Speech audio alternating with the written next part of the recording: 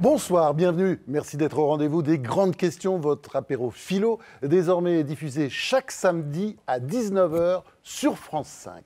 Cette semaine, nous allons nous intéresser à l'après 7 janvier 2015. Comment penser cet après sur les plans philosophiques, religieux et géopolitiques? On va essayer de répondre à toutes ces questions avec Jean-Luc Mélenchon. Jean-Luc Mélenchon qui est le futur ou probable candidat à l'élection présidentielle de 2017, auteur de L'Air du peuple chez Fayard, qui est par ailleurs député européen et cofondateur du Parti de gauche.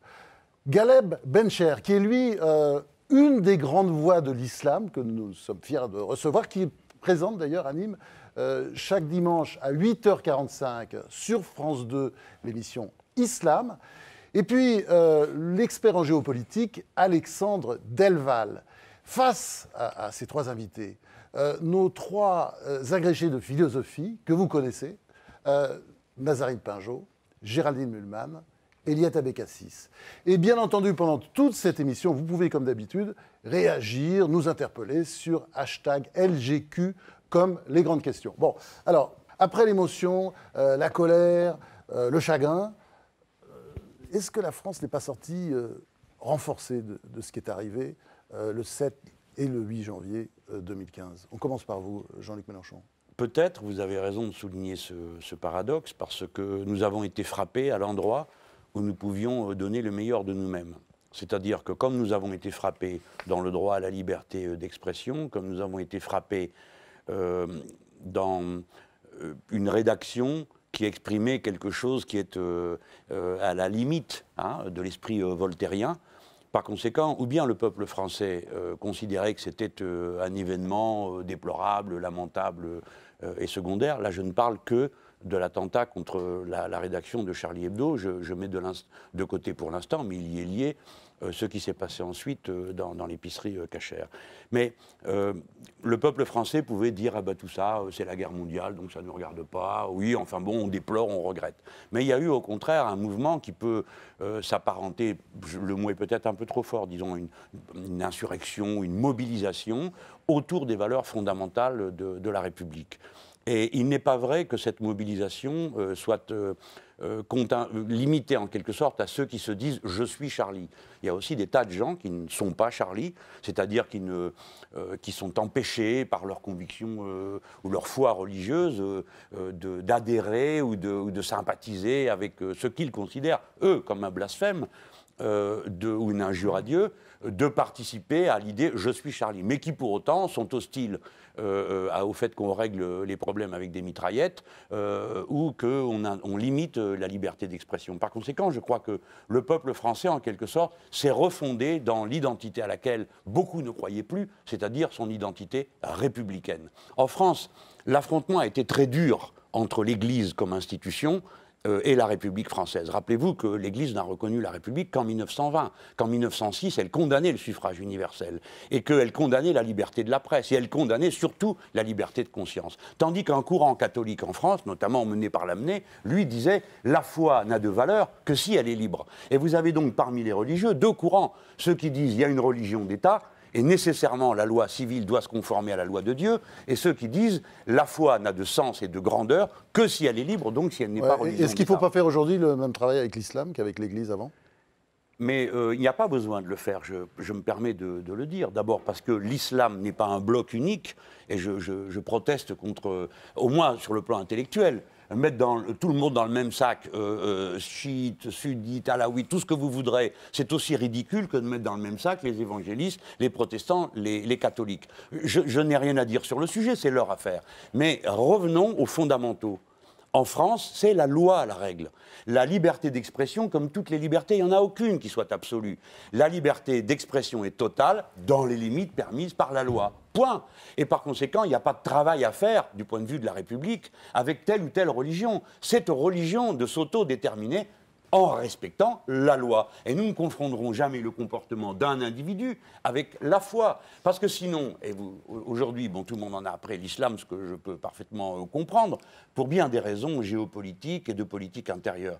Mais les exploits, si j'ose dire, dans l'histoire de l'Église catholique, qu'est-ce que vous en faites? Est-ce qu'aujourd'hui, ça vous vient à l'esprit d'aller voir le curé du coin ou le catholique du coin et de lui dire vous abjurez le travail de l'Inquisition, vous regrettez l'attentat du moine Clément contre Henri III, tout ça est absurde. Non, enfin, c'était il y a longtemps, là, on est là aujourd'hui avec des problèmes. Attendez, vous appelez... Oui, non, mais aujourd'hui, on est d'accord, mais nous ne sommes pas des animaux, nous avons une mémoire supérieure à celle du poisson rouge qui est de 3 minutes. Nous, on peut quand même arriver à un siècle à peu près, pour faire de l'humus, pour faire de l'expérience, pour apprendre dans l'histoire.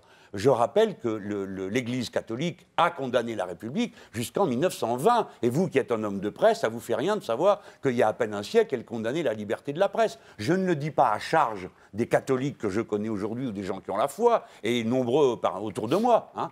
Ouais. Je le dis parce que c'est un fait historique. Et que dès qu'on relâche la tension républicaine, le régime républicain n'est pas un régime neutre. Les gens croient qu'on dit alors la tolérance, alors tout le monde... Non, la République n'est pas un régime neutre. La République met au centre le droit de la liberté de conscience individuelle. Et tout le reste vient derrière. Tout le droit est en quelque sorte l'organisation de cette liberté de conscience individuelle qui s'exprime dans les limites de la loi. Alors Galeb Bencher, vous avez été étonné, vous, par la réaction du pays ? Agréablement surpris, ce qui m'a fait dire qu'à un événement tragique, il y a eu un avènement historique. Parce que, vous l'avez si bien dit en début de notre entretien, qu'après la sidération, l'affliction, la torpeur, le chagrin, il y a aussi le temps, certes, de la condamnation unanime qui ne souffre aucune réserve, parce qu'on ne peut pas se prévaloir d'un idéal religieux ou d'une quelconque idéologie pour semer le chaos et la terreur. Mais il faut aussi, après, qu'il y ait le temps de l'analyse, de la réflexion, de la lucidité, de la compréhension, et sortir de l'indigence intellectuelle et de la déshérence culturelle pour expliquer l'inexplicable, d'ailleurs. Et donc, je n'ai pas été étonné. Je crois que dans le peuple français, il y a des ressorts, d'une part, et qu'il est temps que nous fassions nation. Véritablement, je ne veux plus ces mots hochés type vivre ensemble, je ne sais trop quoi, et les mots valises type islam dans lequel il y a tout et le contraire de tout. Il est temps maintenant de construire quelque chose de commun sans grandiloquence. Ce n'est pas parce que c'est bon de dire que allez, on est bien, il y a une effervescence d'un nous fusionnel dans lequel nous nous trouvons. La lucidité doit être là, le discernement et un discours intelligible. Parce que dans le fatras idéal, dans le tintamarre, dans le vacarme tumultueux auquel nous assistons, pardon, je n'ai pas envie de charger d'autres confrères, eh bien, il est temps peut-être qu'il y ait une décantation pour laisser place à l'intelligence, pour laisser place à une vision, à une manière humaniste d'abord, comment faire société, comment faire que la nation française puisse être sans hégémonie aucune, mais un modèle auprès des autres nations, y compris pour les sociétés musulmanes. Alexandre Delval. Oui, moi, contrairement à M. Mélenchon, je pense qu'il y a un travail à faire avec l'islam de France, ou l'islam en France plutôt, et bien entendu qu'il ne faut pas mélanger les individus musulmans, je suis tout à fait d'accord avec l'islam, mais il y a un travail à faire sur cet islam de France. Je vais vous donner un exemple. Un des livres les plus célèbres, les plus en usage, les plus en vogue, incite à tuer pour 3 raisons. L'infidèle, la femme adultère, celui qui se moque de l'islam. C'est un livre qui a été publié par M. Kardawi. J'ai demandé à plusieurs ministres de l'Intérieur d'interdire ce livre. Il était interdit pendant quelques mois sous M. Charles Pasqua. Ce livre est un livre de référence pour les frères musulmans européens. Et ce M. Kardawi, il gère plusieurs instances de l'islam des frères musulmans en Europe, y compris l'institut qui forme les imams de Saint-Léger du Fourgeret. Est-ce que il n'y a pas de travail à faire là-dessus? Bien sûr que si, il y a un travail à faire, c'est appliquer, alors là je vous rejoins, les lois de la République.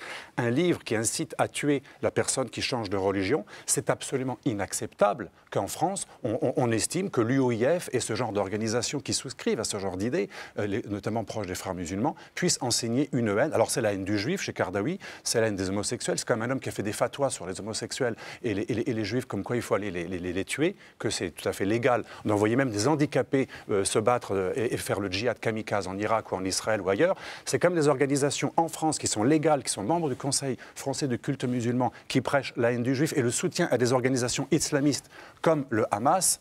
Et on nous dit qu'il n'y aurait pas de travail à faire avec l'islam de France. Deuxième exemple, à Lunel, la mosquée Tablir a formé les familles qui sont parties faire le djihad en Syrie. Cette mosquée, ce n'est pas une mosquée des caves, ce n'est pas le fruit, le radicalisme à Lunel, ce n'était pas le fruit de la pauvreté. C'était une belle mosquée, ce n'était pas une mosquée dans un hangar. Et bien cette mosquée, elle a formé des fanatiques dans le mouvement Tablir, qui est un mouvement indo-pakistanais. On apprend, et c'est un mouvement qui a pignon sur rue en toute l'Europe, il a pignon sur rue en France, on apprend comment mépriser l'infidèle. Même sa sueur est absolument insupportable, on ne doit même pas lui serrer la main, l'infidèle est méprisable. Comment voulez-vous que si on apprend que l'infidèle est méprisable, que le juif est inférieur ou un singe ou un porc, comment voulez-vous qu'ensuite, la seconde étape ne soit pas je vais appliquer cette haine que j'ai apprise, l'enseignement de la haine débouche sur l'application de la haine, le meurtre.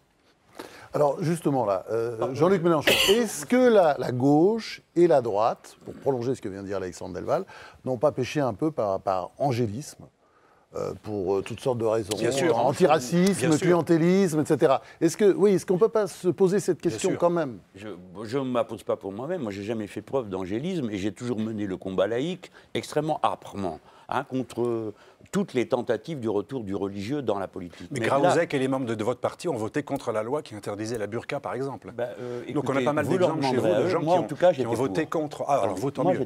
Mais des gens de votre mouvement, de la gauche, ont voté contre. Oui, mais il y a des gens qui voient les choses différemment. Les beaufs curés qui aiment bien les barbus les plus fanatiques, c'est assez paradoxal. C'est ça qui est un peu gênant. Bon, attendez, je vais d'abord essayer de répondre sur la méthode. Vous faites état de textes qui sont diffusés, de propos qui sont tenus. Ces propos ne sont pas compatibles avec la loi.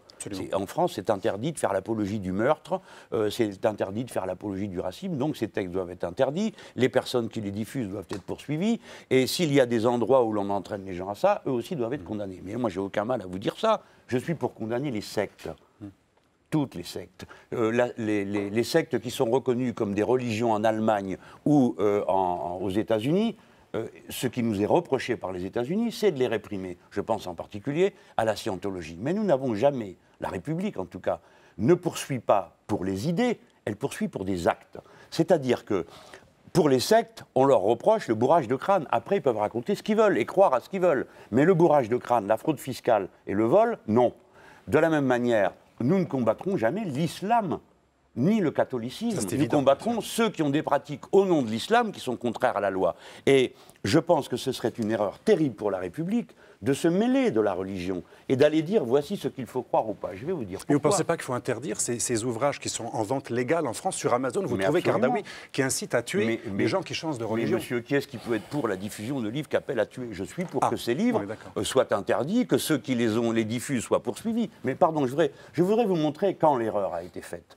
Nous l'avons déjà faite dans le passé.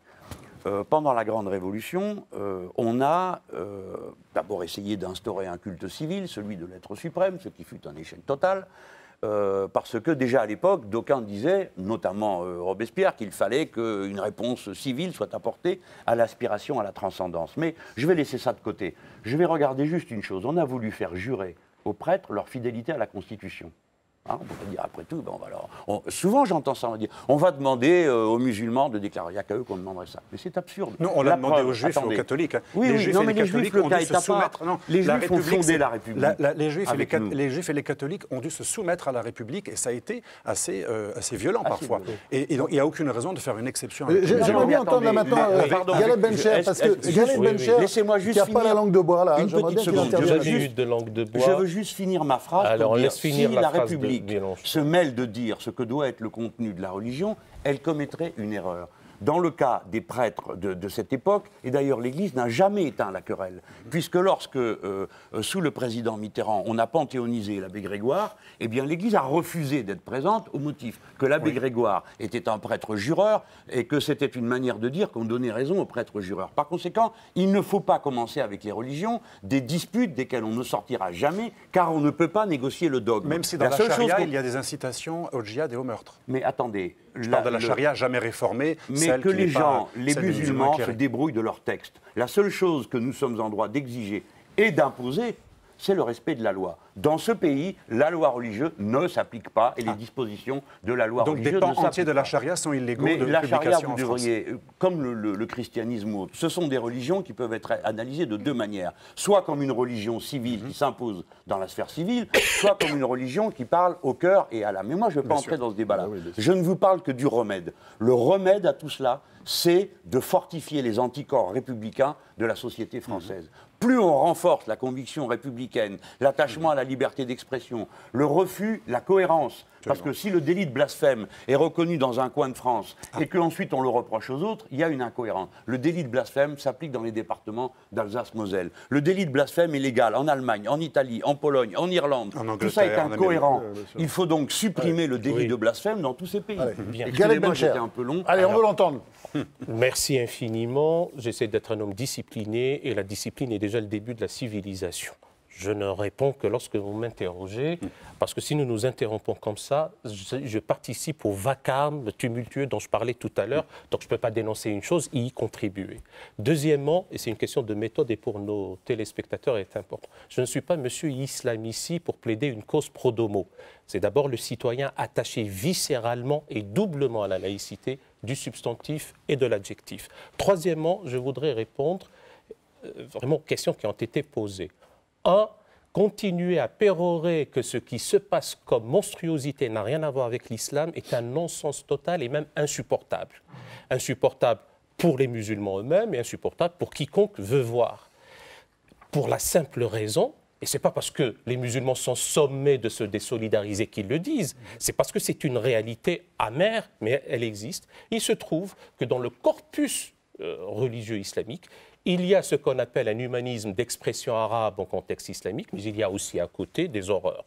Et c'est celles-là qu'on a pu mettre en avant et qui sont attentatoires à la dignité humaine et qui sont anti-humanistes.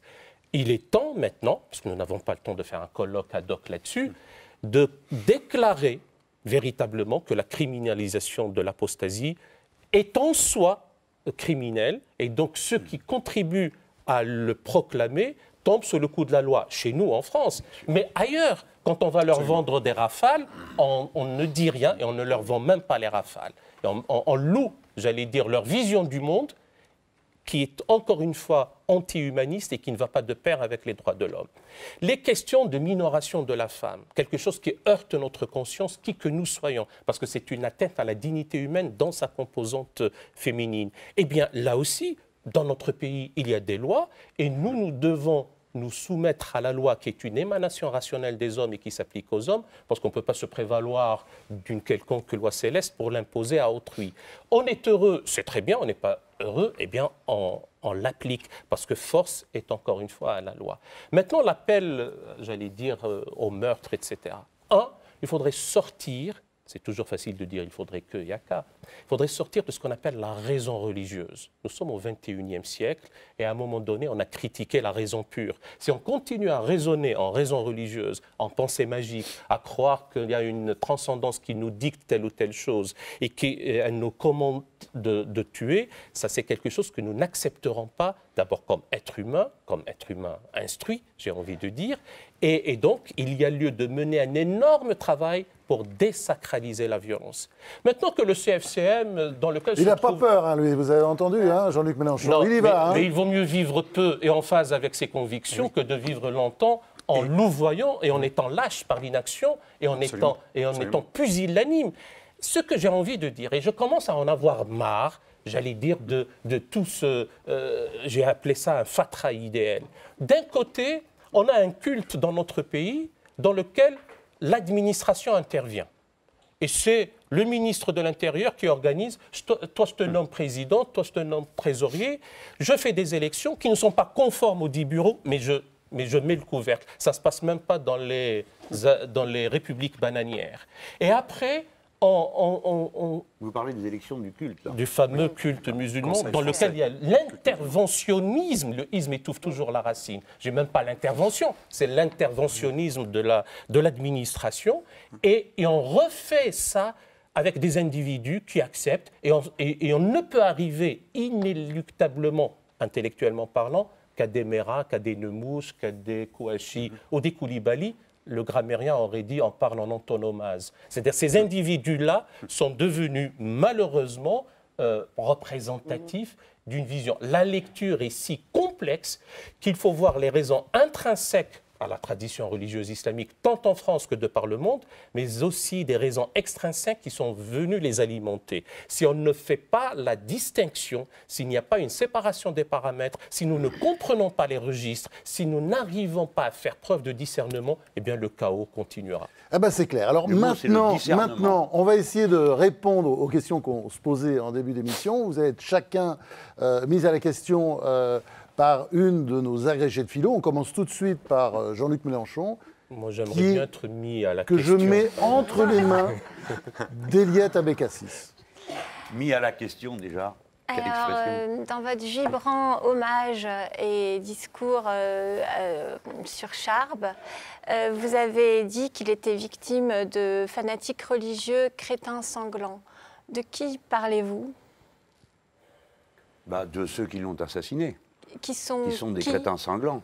C'est qui ? Ils ont des noms, des catégories. Nos adversaires. Oui, qui sont ces adversaires ? La phrase, oui, les religieux qui prétendent. J'ai dit crétin sanglant parce que c'est le mot qui m'est venu, il est frappant. Et j'aime bien que les mots fassent mouche. Je pensais à ceux qui l'ont assassiné, que je considère comme des crétins. Est-ce qu'il y a un mot qui est difficile à prononcer pour vous ? Le mot d'islamiste, parce que dans tout le discours que vous avez fait, vous n'avez pas prononcé ce mot. Est-ce que vous ne croyez pas qu'il est important de mettre des mots afin de pouvoir combattre l'ennemi et que si on ne le nomme pas, on ne peut pas le combattre ? C'est votre avis, mais ce n'est pas le mien. Les intégrismes religieux, pour moi, sont équivalents. Sont tous équivalents. Oui. Alors, je fais très attention. Charb a été victime des intégristes religieux. Oui, en effet. Les intégristes religieux utilisent des méthodes différentes suivant les endroits du monde et les religions et leur rapport à la société civile de notre époque. Mais bien sûr, je n'ai aucune difficulté à dire c'est l'islamisme radical. Je n'ai pas de difficulté à dire. Mais je ne veux pas participer à l'opération qui consiste à trier entre eux et trouver bienveillants et bienfaisants certains intégrismes, par exemple, qui peuvent s'exprimer dans l'État d'Israël par des sectes particulièrement violentes, qui par exemple gomment les femmes sur les photos, ou par rapport aux intégristes catholiques, qui à d'innombrables reprises ont proféré des condamnations contre les homosexuels, etc. Est-ce que les intégristes catholiques tuent les humoristes aujourd'hui ? Est-ce qu'on peut comparer tous les intégristes et dissoudre comme ça ? Est-ce qu'il n'y a pas une complaisance là d'une certaine partie de la gauche et de l'extrême gauche et un refus de voir le problème vous auriez dû commencer par là, comme ça aurait été plus clair. Qui fait qu'on ne peut pas les combattre et qui est grave parce qu'en fait, en nourrissant, en parlant, en évoquant les intégristes catholiques ou les intégristes juifs, on nourrit l'antisionisme, qui nourrit l'antisémitisme, qui va faire en sorte que l'on tue aujourd'hui des juifs ou des humoristes. Et tout cela ne profite pas à votre électorat. Tout cela profite à qui ? Au Front National. Donc en fait, c'est un calcul électoraliste qui n'est pas bon, même pas bon pour vous, Madame, en dehors du fait que c'est faux. Vous avez le droit d'avoir... Parce qu'il s'agit bien de l'intégrisme musulman, il ne s'agit pas d'intégrisme juif et il ne s'agit pas d'intégrisme catholique aujourd'hui. Non, mais vous avez le droit d'avoir votre thèse et de développer l'équation que nous connaissons bien. Mais ce n'est pas mon avis. D'abord, je n'ai jamais pratiqué cet électoralisme. Et si vous me suiviez dans une campagne électorale, vous verriez que je bénéficie de la vindicte d'à peu près tous les fanatiques. Pourquoi ? Parce que j'ai toujours condamné l'intervention du religieux, quel qu'il soit dans la politique. Et mon rôle n'est pas de participer aux campagnes politiques des uns contre les autres, d'un fanatisme contre un autre. C'est d'essayer de donner à voir la lumière républicaine. Et la lumière républicaine dit l'origine de tout ça est la volonté de faire intervenir la religion dans la politique. C'est ça que dit le discours républicain. Et c'est pourquoi il peut prendre de la hauteur et permettre d'intégrer tous nos compatriotes. C'est-à-dire que ceux qui sont d'abord la masse immense des athées, permettez-moi de vous dire, qui représente la majorité du peuple français, qui en a par-dessus la tête d'être pris en otage, je vous le dis franchement, de ces disputes religieuses qui le saoulent. Mais bon, il y participe avec bienveillance et il essaye d'exprimer un point de vue à l'extérieur de ça. Tous les juifs de France peuvent trouver leur place dans le discours que je tiens. Tous les musulmans de France, tous les catholiques français, tous les chrétiens français peuvent trouver place. Parce que je ne prends je ne suis pas dans une armée. Je suis dans le plan républicain, qui vous propose à tous paix, fraternité, liberté, égalité. C'est ça notre discours. Et pour pouvoir le porter, il faut bien sûr désigner l'ennemi, mais dire qui il est vraiment. Et ce qu'il est vraiment, c'est tous ceux qui veulent ramener la religion dans la société légale, dans la communauté légale.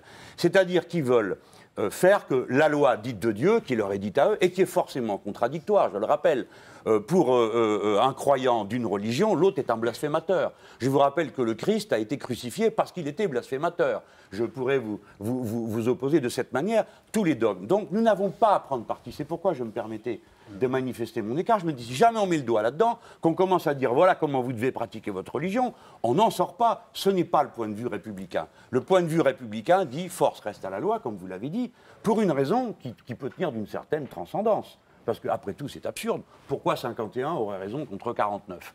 Nous acceptons la décision soit prise par 51 contre 49. Ça ne veut pas dire que nos convictions sont changées. Quand un gouvernement de droite intervient, il fait voter des lois, je m'y soumets. Même si je suis en désaccord complet et que je trouve que 51, ça ne fait pas beaucoup. Mais je m'y soumets. Et par conséquent, nous appelons tout le monde à se soumettre à la loi et à la communauté légale. C'est-à-dire les juifs, les musulmans, les catholiques, les athées ont les mêmes droits pour fixer la loi ensemble. Je finis. Le moment clé de l'histoire de France, c'est quand, en 1789, on tranche une querelle qui a duré 2 siècles et demi et qu'on déclare que, quelle que soit sa religion, on ne peut pas être inquiété pour ça. Les Juifs deviennent citoyens dans la Grande Révolution de 1789. Celui qui dépose le texte, si mon souvenir est bon, c'est l'abbé Grégoire.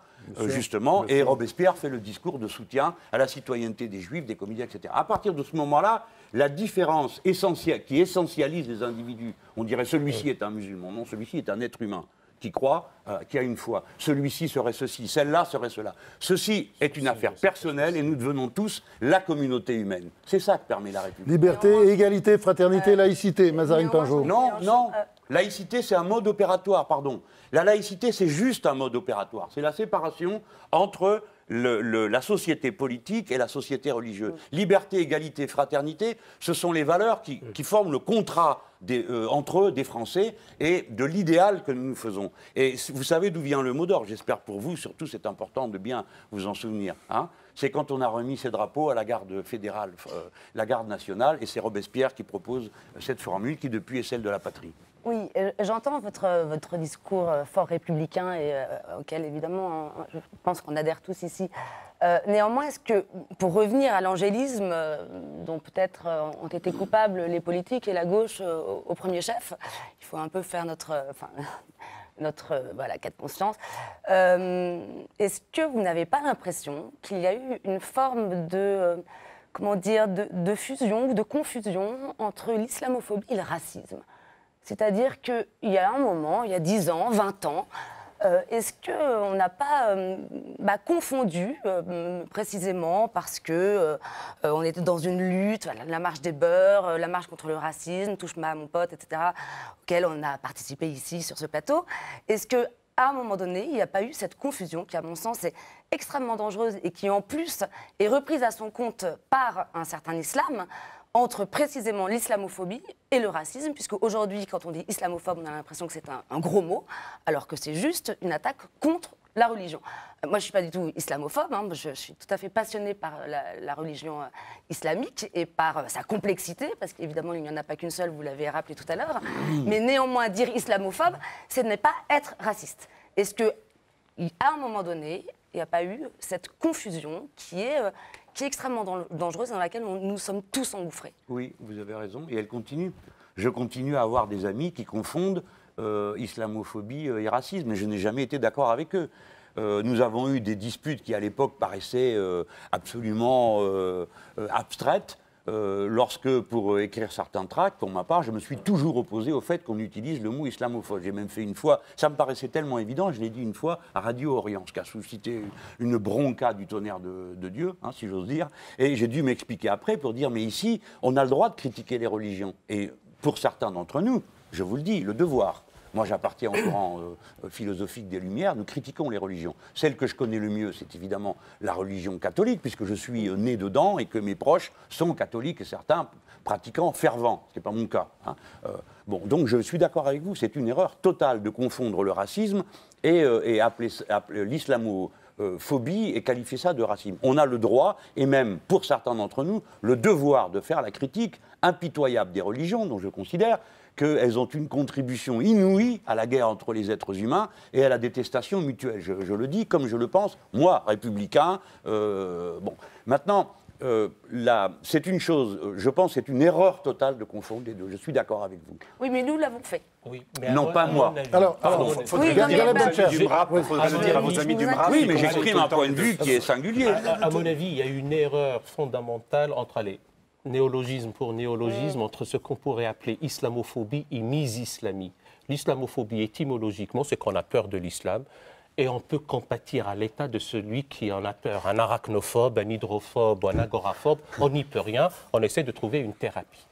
Je viens encore à l'idée, est-ce qu'on a le droit ou pas de critiquer les religions? En revanche, un mis-islamique, comme misogyne ou misanthrope, il a une haine déclarée et une hostilité de principe, il ne veut jamais rien comprendre, et c'est comme ça, parce qu'il y a l'essentialisme d'une part, et puis l'idée même de l'islam qui fait que, et puis je ne veux rien entendre parler, je hais.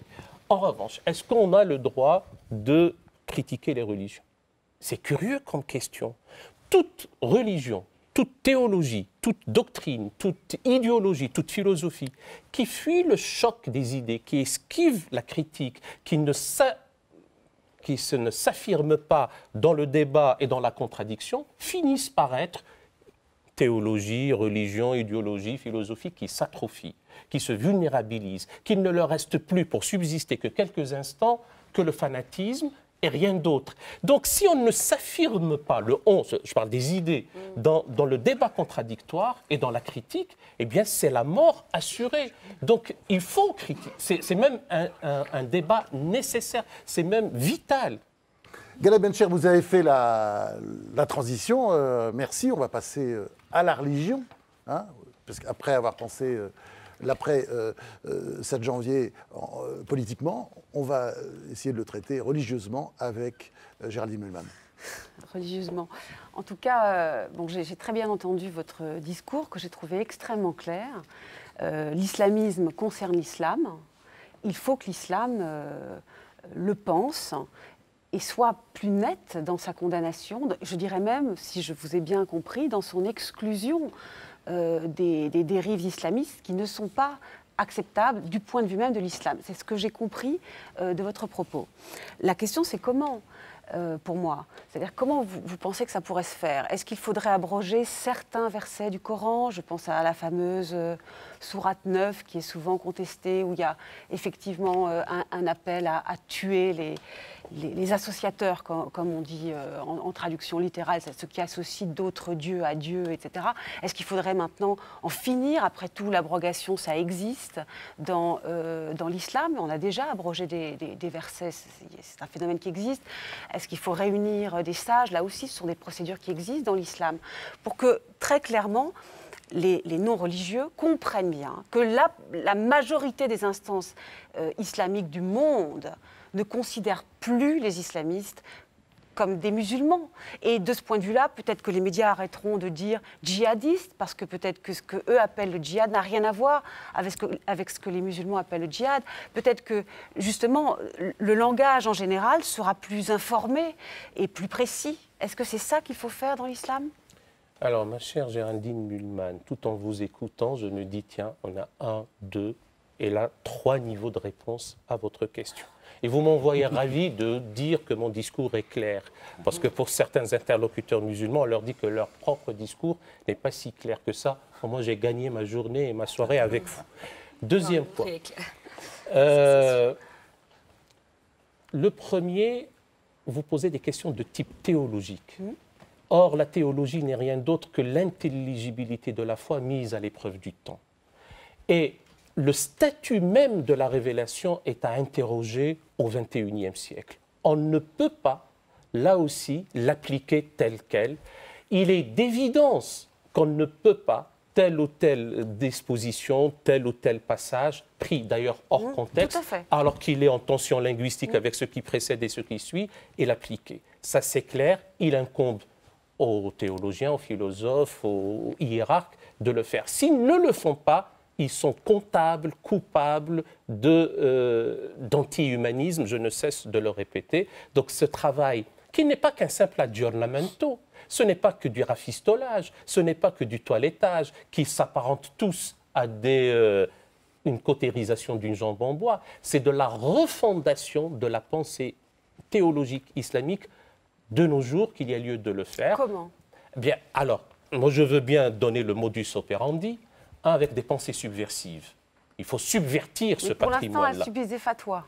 Mais le plus grand voyage commence par un pas. Si vous me dites pour l'instant que, alors que je vous dis qu'il y a toute une vision programmatique pour sortir de l'ornière, il faut bien commencer. Nous le faisons sous un ciel un peu plus clément ici chez nous, alors que j'en ne peux pas le faire à Riyad, ou à Téhéran, ou à Khartoum, mais il vaut mieux le faire ici. Et dans le cadre de la mondialisation, eh bien, ceux qui ont des canaux satellitaires pour lancer des fatwas, ben nous devons avoir les mêmes canaux satellitaires pour tenir un discours intelligent. Et je suis en train de vous dire, d'abord une pensée subversive, au sens premier du terme, pour subvertir tout un patrimoine calcifier, sortir des clôtures dogmatiques, s'affranchir des enfermements doctrinaux, dégeler les glaciations idéologiques qui ont pu se faire comme ça à travers l'histoire. Et pour ça, vous dites qu'il faut que l'islam, il ait son Luther, en fait. C'est ça qu'on attend, le Luther qui n'arrive pas. La réforme, quelqu'un qui pousse des cris et qui gueule. Alors, ils l'ont tué, leur Luther. L'absence d'une autorité centrale est à la fois concomitamment, simultanément, une source de bonheur incommensurable, mais aussi une source de problèmes inextricables. J'oublie la partie bonheur parce qu'elle ne nous intéresse pas maintenant et c'est même indécent d'en parler. Et c'est aussi une source de problèmes inextricables pour peu que les prétendus Savonarola des temps modernes crient un peu plus fort que les autres, qu'on entendra. On entendra un Kardawi payé sur la chaîne Al Jazeera, et alors là, au Qatar, enfin, c'est ce que vous voulez, il le fut de toute façon, et lui on l'entendra, mais on n'entendra pas à Mohamed Harkoun, on n'entendra pas tel ou tel ou à Mohamed Hussein qui a été tué, condamné à mort pour apostasie. Vous avez dit que la liberté d'expression est au-delà du sacré. Or, l'un des fondements théologiques de l'islam, je crois, c'est la soumission totale à Dieu. En quoi cette soumission est-elle conciliable avec cette liberté dont vous parlez? Et quelle est la place de l'individu dans l'islam? Alors, ma chère Eliette, j'ai bien noté là aussi dans votre phrase le « je crois ». Et vous avez raison, parce que vous avez raison de relativiser. Puisqu'on est dans le champ sémantique et étymologie, il n'y a pas plus inepte que de croire traduire islam par soumission. Pour la simple raison que le vocable français soumission n'est jamais rendu en langue arabe par islam. Tiens, il n'y a pas de stricte synonymie, il n'y a pas de bijection, il n'y a pas d'isomorphisme. Non. Deuxièmement, la bonne définition, s'il devait en avoir une, ce serait une périphrase. C'est une sorte de déprise de soi pour une remise de soi confiante et dans la paix puisque la racine trilitaire du vocable islam, c'est sur SLM, qui donne en hébreu shalom et qui en arabe donne salam, et qui veut dire paix et salut. Maintenant, vous parlez de la liberté tout court au-delà du sacré. Oui, parce que pour des raisons purement intellectuelles et philosophiques, mais aussi pour des raisons pratiques.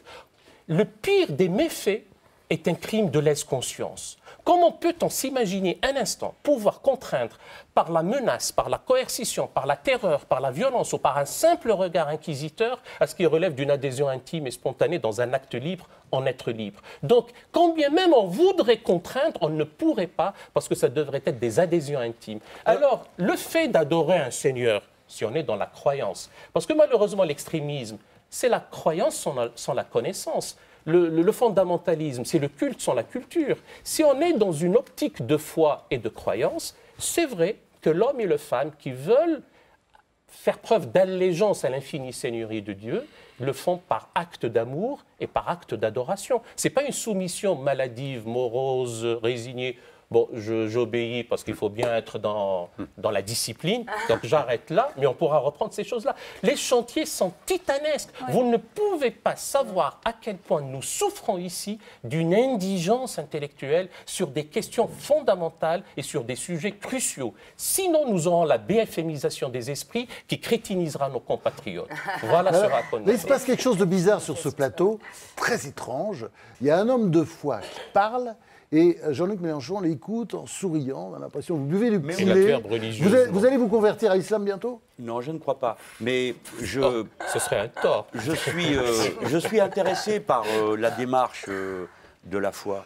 L'homme de foi exprime quelque chose de ce que dit Karl Marx sur le sujet. Vous savez, cette phrase qui est résumée, on dit la religion est l'opium du peuple. Alors on la résume à le début de la phrase. Et le reste de la phrase de Karl Marx dit que c'est l'expression de la détresse et de la souffrance de celui qui a été brisé par la société. Je résume. Hein. Donc m'intéresse l'écho de la détresse, de la souffrance, de l'aspiration mystique à la communion avec l'univers entier, que pour ma part, je partage comme matérialiste, hein, comme être humain capable d'intelligence. Eh bien, je comprends de quoi parle cet homme qui est un croyant, et je crois qu'il comprend de quoi je parle, moi, qui ne suis pas croyant. Aussi longtemps que je serai élu, je ne dirai jamais quelle est ma foi ou mon absence de foi religieuse. Je représente tous mes compatriotes. Mais nous avons en commun l'humanité. Bon, commune. en tout cas, je voudrais quand même vous dire une chose. C'est que les problèmes que vous soulevez, qui sont passionnants, d'abord, il y a un postulat au départ. C'est la révélation. Permettez-moi de reprendre le propos du philosophe Bell. Il n'y a rien de plus ridicule que de disputer des conséquences d'une cause qui n'existe pas. Peut-être, hein, pour vous. Mais en tout cas, pour moi, excusez-moi, quand même, vous êtes en train de vous disputer dans vos foi respectives sur des choses que vous nous demandez d'admettre par la voie dogmatique. Tandis que moi, qui suis un pauvre républicain laïque, je n'ai que des arguments à vous présenter. C'est ça ma force. C'est que contre mes arguments, il faut des arguments. Pas des révélations, ni des dogmes. Et c'est ça la force de l'espace de pensée républicain et matérialiste, au sens non pas vulgaire du terme d'appétence pour les biens matériels, mais de la pensée matérialiste. La pensée matérialiste part du réel, et à chaque fois que la question pourquoi est posée, à quoi vous répondrez parce que Dieu, moi je transforme la question pourquoi en disant comment. Pourquoi la mer est bleue, je ne peux pas vous le dire, mais comment elle devient bleue, je peux vous l'expliquer. Maintenant, après la politique et la religion, on va passer à la géopolitique. On va passer la géopolitique avec vous, Alexandre Delval, auteur du Chaos syrien, qui est un livre d'actualité, et c'est Mazarine Pinjot qui va vous interroger. Oui, alors là, on rentre encore dans une autre complexité, parce qu'il y a le niveau religieux, il y a le niveau géopolitique, mais même à l'intérieur du religieux, on s'aperçoit d'abord qu'il y a un énorme conflit intra-musulman. Ah oui. C'est-à-dire que c'est ce qu'on ignore, on a l'impression que c'est les djihadistes versus, je ne sais pas, des laïcs. Ou... Non, on a d'abord des chiites contre des sunnites, c'est-à-dire qu'ils sont eux-mêmes incarnés par des forces géopolitiques antagonistes entre l'Iran d'un côté et de l'autre côté, en gros, l'Arabie Saoudite, avec au milieu la Turquie, qui joue un rôle extrêmement trouble, c'est le moins qu'on puisse dire. Des Occidentaux qui fait le double jeu, quoi. Qui fait le double jeu. Des Occidentaux qui, effectivement, brandissent les drapeaux pour la laïcité, mais qui, de l'autre côté, sont plutôt copains avec l'Arabie Saoudite et le Qatar. On rentre dans une complexité absolument hallucinante et tout à fait passionnante en lisant ce livre-là. Et vous avez utilisé le terme de totalitarisme tout à l'heure. Oui. Alors, il faut s'entendre, ça serait un totalitarisme djihadiste dans l'intégrisme sunnite, lui-même entre wahhabistes et frères musulmans, parce qu'on rentre dans des grandes complexités, et salafistes. Pourquoi totalitarisme? Parce que c'est quand même un mot qui a été, qui a une conceptualisation après la Shoah qui est quand même assez corsée. Donc on ne peut pas l'utiliser comme ça. Si on a une vision totale de l'individu, de la société, de l'humanité, si on a un projet total, de conquête totale, au nom d'une idée unique, c'est ce que dit Karl Popper, c'est ce que dit Hannah Arendt, c'est ce que dit Raymond Aron, tous ceux qui ont analysé le totalitarisme. Je ne dis pas qu'ils ont dit qu'on pouvait parler d'islamisme totalitaire ou de totalitarisme islamiste. J'ai créé cette expression, j'en ai parlé avec Taguieff et avec d'autres philosophes, et ils étaient d'accord, parce que c'est évident qu'aujourd'hui, ce ne sont pas que les intégristes. Un intégriste peut rester dans le domaine purement privé. Je ne suis pas là pour faire l'apologie des intégristes, je ne les aime pas. Mais un intégriste peut être purement dans le domaine privatif. Bien sûr. Alors qu'un totalitaire, il a un projet projet total de conquête de l'humanité, par la force, par le mensonge, par la ruse, par tous les moyens. Autre caractéristique, il n'a pas de scrupules, la fin justifie les moyens, le mensonge est permis. Il n'a ni foi ni loi, il n'est pas intègre. Il est le contraire d'un intègre, ou même d'un intégriste, puisqu'il utilise la règle quand ça l'arrange. La charia, il la cite quand ça peut aller dans le sens de son projet de conquête. Donc je pense qu'on ne peut plus parler d'intégrisme, c'est un totalitarisme. Alors ensuite, d'un point de vue historique et politique, il y a quelque chose qui est intéressant, c'est finalement un modèle transnational. C'est-à-dire que le nouveau califat fait fi des frontières, des frontières actuelles, on va dire.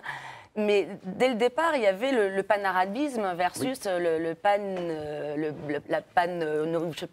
islamia, l'oumma ou islamia versus l'oumma arabia, on va dire. Moi, ma théorie, c'est que l'un a préparé l'autre. Puisque regardez Michel Aflaq, le fondateur du parti Baas, avec d'ailleurs un sunnite et un alawite, il était pour un panarabisme qui détruisait les frontières pour réunir tous les Arabes dans une même oumma.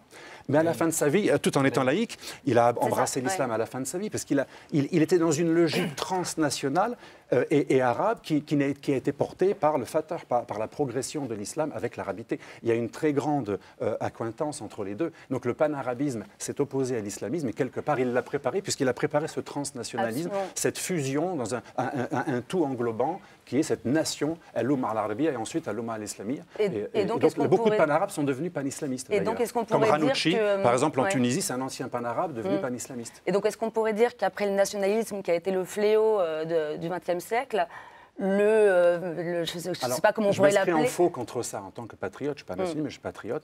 Le nazisme, le stalinisme, les fléaux du XXe siècle étaient antinationalistes. C'était de l'impérialisme ou de l'universalisme totalitaire. Ce n'étaient pas des gens qui étaient pour une nation. Ils avaient une vision impériale. Il n'y avait pas de frontières. Ils avaient une vision impériale. Le Lebensraum, il veut faire gicler les frontières de la Tchécoslovaquie, de la Pologne.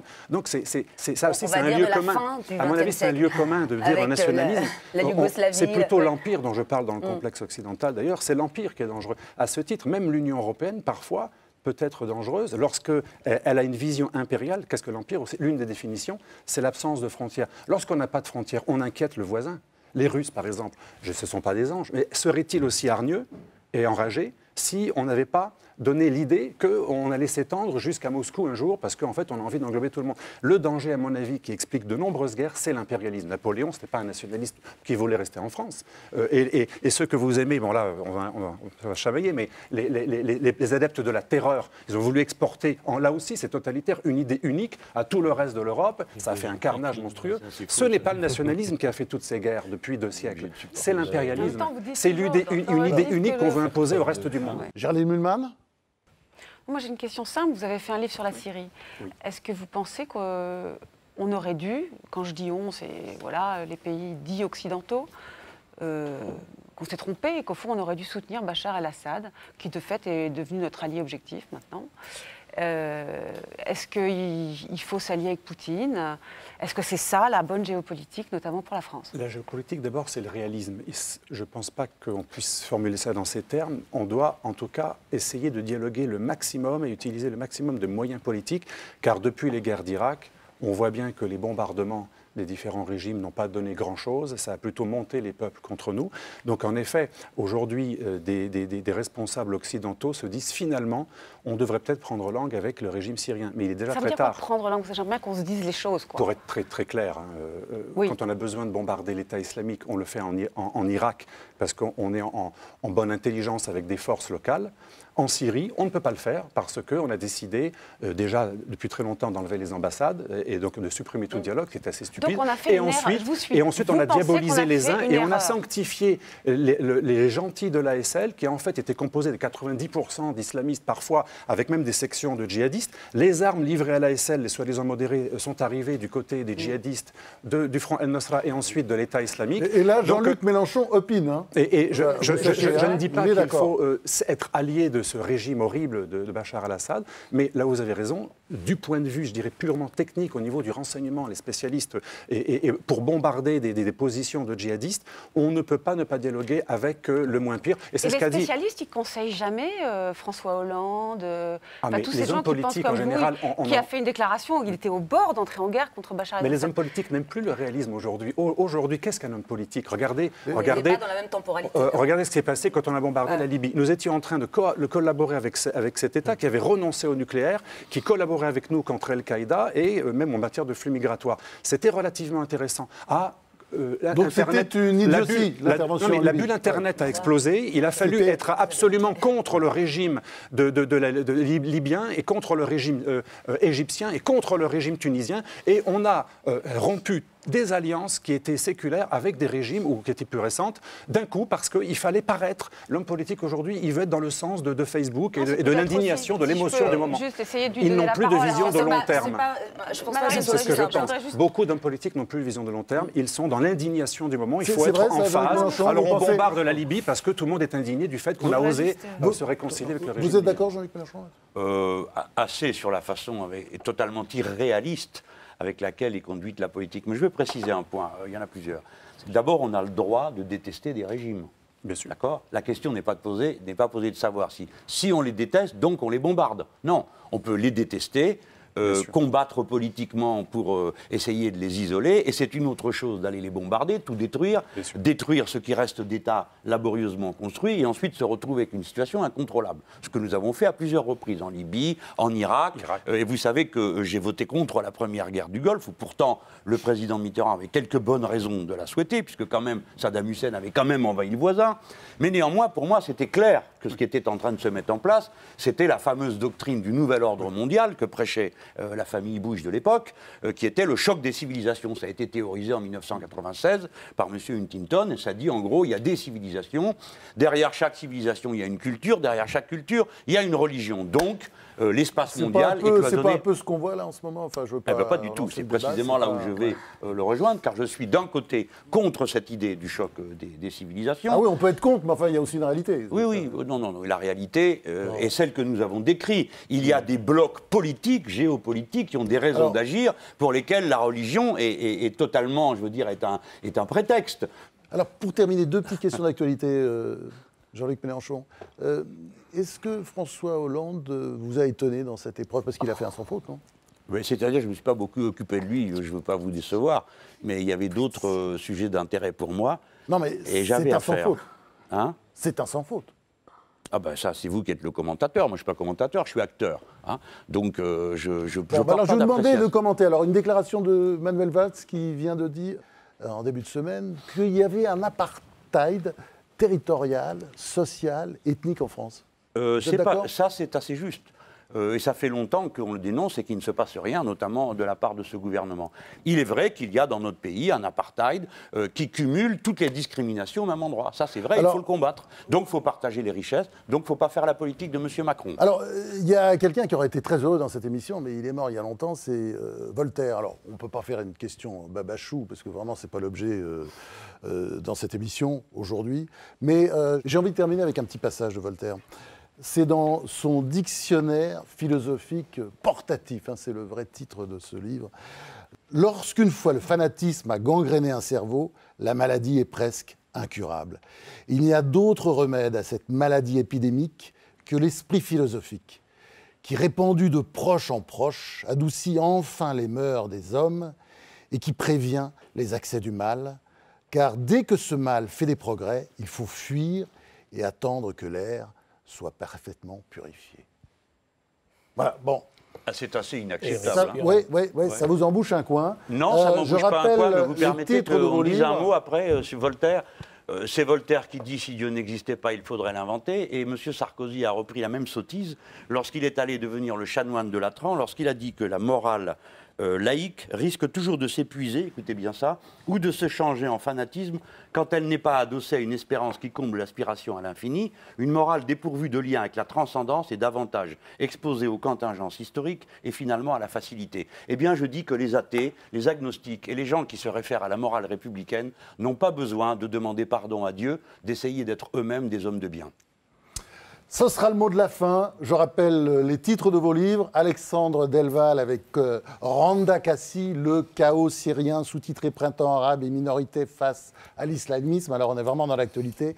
C'est chez Shaw Éditions. Et puis il y a votre Le complexe occidental, petit traité de déculpabilisation aux éditions du Toucan. Alors vous, Galeb Benchir, c'est incroyable parce que même les panthéistes chrétiens, bouddhos, soufistes, à vous entendre, ils ont envie de se convertir à l'islam. Votre livre, Ce que je ne leur demande nullement. Votre livre, Le Coran, c'est un petit guide. Hein, c'est une commande, c'est un guide de lecture pour s'introduire dans l'univers coranique. Ce dont Voltaire a dit, c'est une rhapsodie sans ordre, ni liaison, ni art. Eh bien, a-t-il raison ou pas? Et puis, pour pourfendre, c'est une réponse, encore une fois, à Géraldine Mühlmann sur la caducité, l'obsolescence de telle ou telle incidence sociale et éthique des passages coraniques. C'est aux éditions Erol. Et puis, bien entendu, on peut vous revoir tous les dimanches matins à partir de 8h45 sur France 2. Et Jean-Luc Mélenchon, L'ère du peuple, hein, ça a très bien marché chez Flammarion.